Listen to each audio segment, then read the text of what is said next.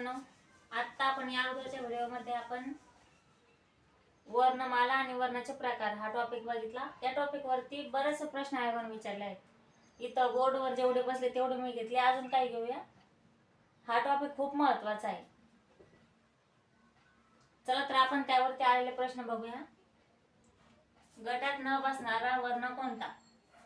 अ, E आणि उ. तर यापैकी कोणता असेल? मी अगोदरच सांगितलं, ऱ्हस्व स्वर, दीर्घ स्वर. तर कोणता असेल गटात न बसणारा वर्ण? अ, ई आणि उ.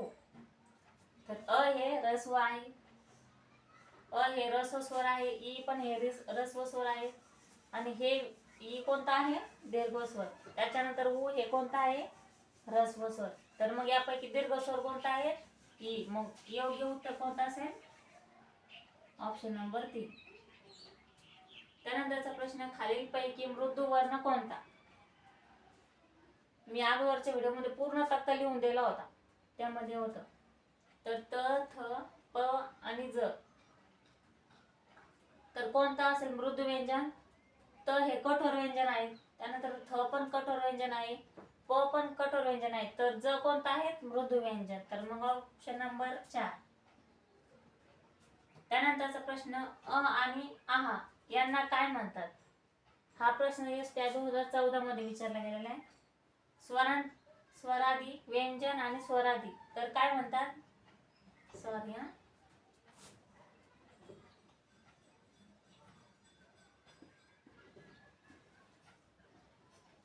मिस्टेक झाली ना, सॉरी. त्यानंतर लक्षात घ्या, अ आणि आ यांना व्याकरणामध्ये काय म्हणतात? हा 2014 मध्ये एसट्या साठी विचारला गेला. तर स्वरात म्हणतात का स्वरादी, का व्यंजन, का स्वर? तर यांना काय म्हणतात? स्वरादी. योग्य उत्तर 2 नंबर.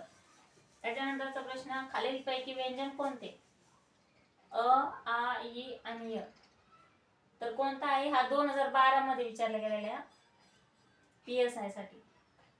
तर कोणता असेल? अ हे स्वर आहेत, आ पण स्वर आहे आणि ई पण स्वर आहे. तर योग्य उत्तर कोणतं आहे? तर व्यंजन कोणतं आहे? य.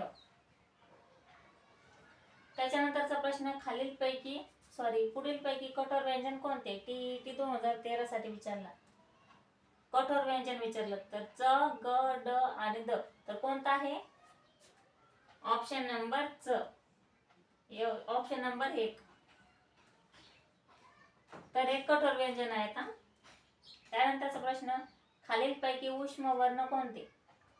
कोणता आहे? क हे कठोर व्यंजन आहेत, ग हे मृदू व्यंजन आहेत, सॉरी ग हे कठोर व्यंजन आहेत, य हे व्यंजन नाही. तर काय असेल याचं उत्तर? श. तर उष्म वर्ण कोणते आहेत? श, श आणि स हे उष्म वर्ण आहेत. तर याच्यापैकी उत्तर कोणतं असेल इथं? श. तर मग उष्म वर्ण कोणता आहे? श. त्यानंतरचा प्रश्न, पुढीलपैकी महाप्राण व्यंजन कोणते? कोणतं असेल? क, ख, च आणि ह. तर याचं उत्तर काय असेल? ह.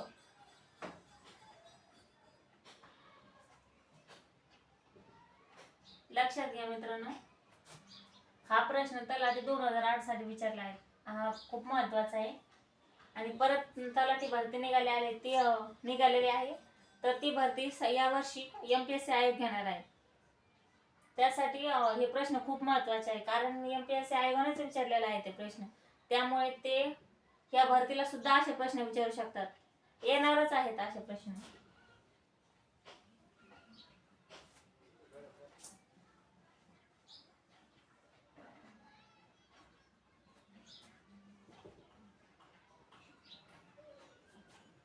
त्यानंतर आपण उद्याच्या लेक्चर मध्ये बघू.